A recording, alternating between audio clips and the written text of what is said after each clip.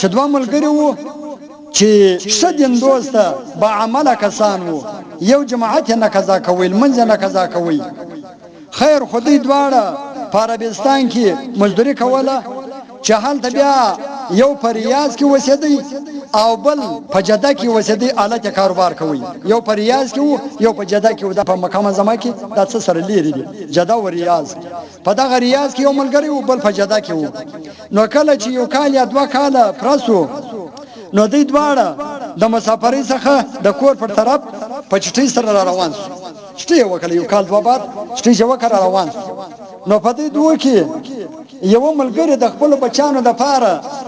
د هغه د خوشحالۍ د پاره یو څه خوږې او کلونې او نور داسې شیان راواخیستل، او دا بل ملګری بیا د خپل بچانو د خوشحالۍ د پاره خوږې او کلونې هم راواخیستلې، او دغه سره سره یو کتاب په خواج د کښنی ساده ټي وي راکړه، هغه ساده کښنی ټي وي هم راواخیستل. خیر خو کور ته د رارسېدو څخه چند ورځې وروسته هغه د ټي وي والا ملګری چې ټي وي خپلو بچیانو ته راوړې وه، د لږ علالت د لږ بیمارۍ وروسته وفات شو. نو دا بل ملګری یو څو ورځې لا د هلته پر کور باندې و. نو چې کله د چټۍ وخت پوره شو، نو دی کړ د مسافرۍ پر لوري باندې د عرب امارات پر طرف باندې روان شو. نو هلته چې ورسېدی،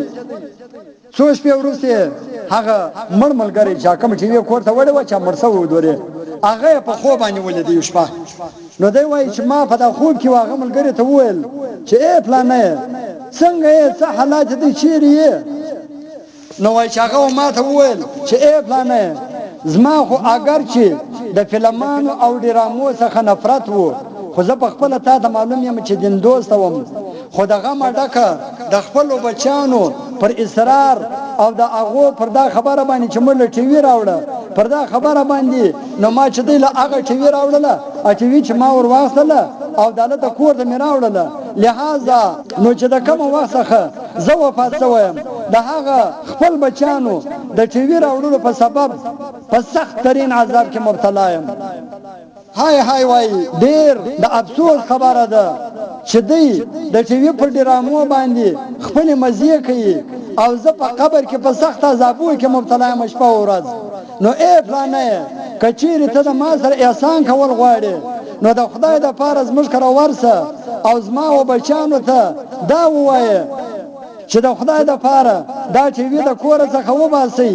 او پر ما باندې ترس وکئ، پر ما باندې رحم وکئ، پر ما باندې زړه وسېځئ، ما د دې عذاب څخه خلاص کئ، زه په ډېر سخت عذاب کې یم په دې قبر کې. نو دا ملګری وایي چې زه کله راپورته شولم سار، نو زه په دغه ورځ باندې په خپل کار اخته شوم، او هغه د ملګري د خوب واقعه مې د ذهنه څخه ووتل. خیر خو دویمه شپه مې بیا په خوب کې تر هغه پرون په ډېر سخت عذاب کې مبتلا ولیدی، چې ډېر سخت په بد رنګ سوی دی، او ببر ویښتان یې وو، او څیرې څیرې کالي یې وو. بیا زما مخ ته راغلی په دا خوب کې، او هغه تیر مجلس یې بیا په ډېرې عاجزي سره راته وکړ. خو د غمه ډکه چې سهار راپورته شولم، بیا مې د ذهنه څخه د خبره و خوب ووتی، بیا په کاربار باندې اخته شولم. لہذا خو کتاب مدت نه دی ذکر کړی چې څو شپې بعد بیا په هغه حالت کې، بلکې تر هغه حالت بدتر په خوب ولیدی. نو دی وایي کله چې سهار راپورته شوم، نو مې فوراً د هوایي جهاز ټکټ وکړ. نو چې کله هم خپل کلي ته راورسېدم، مطلب په جهاز کې راغلم خپل ملک ته، بچ ما چې د خپل کلي ته راورسېدلم، نو اول د هغه مرحوم ازما ملګري د هغه و کور ته رالم، دروازه مې ور وټکوله. نو د هغه ملګري مشر زوی راووتی، ما ته وویل چې څه کوې فلانکی، ته اوس هغه بله ورځ نه ولاړې په مسافرۍ باندې، بیا څنګه رالې؟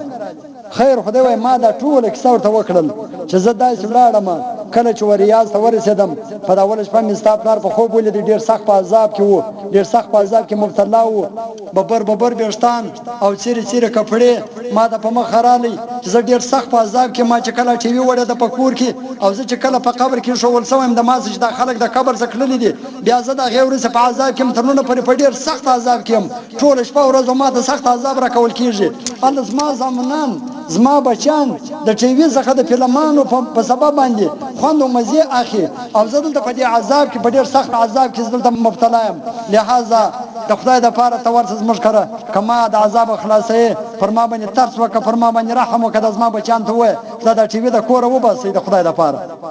وای ما د اکثر دو بچی ته وکړه بچی ته چې مکسا وکړه بچی په جړا سولو ډایرک کولاري کوړه دغه خو شرالي ټي وي راخصه ده زما د مخ نمځ کې و چې زموږ پلار زموږ هغه ګران محترم والد صاحب په دومره سخت عذاب کې دی نو قسم په خدا کې بیا موږ بټم پرور بچی وی عدالت د مځکه وله چې وی ماته سوله زبې ورځ ویل عدالت هم برته می ټیکټ کړی دی لاړه مدوري ریاست نظام ورسوي اله د چولاړم نو یو شپه دوی درې ورځې بعد می بیا خوب ولیدي چې خوب می ولیدي یو ناولاد د کالی غوښتي د ازما ملګری په یو ناولاد انداز کې دی ناولاد ځوان دی او شو شایسته لونګي تړلې ده شایسته ژړه ده او بس ماته مخترالی وم څنګه و یا رب دوایره ته شروع کړي چې خدای تعالی خو دې دواړې سمې که الله تعالی خو دې ونازوه خدای تعالی خو دې دنیا او آخرت در سم که الله تعالی خو دې په دا ځای کې د عذاب وساته چې په کم ځای کې زه موجود یم لہذا چې په کوم ورځ باندې ته زما او بچانو ته ورغله زما زوی هغه ټي وي ماته کړی ده نو زما د خدای په ذات قسم په هغه ورځ په دماس عذاب ورته سوی دي په ډېر شو رحمت کې د الله تعالی اوس باندې رحمتونه دي هغه عذاب او هغه کسره باندې ختم شول هغه ستا کینې زردا څخه خلاص کلم نو زما خوږو اسلامي ورونو تاسو واوریدل چې ټي وي څومره قدر تواکار شي دي الله اکبر مردونه په ګناه نور توای دمر عذاب موږ نه بولو نن هر کس و ناکس د دې تباکار شي د محبت ښکار جوړ شوی دی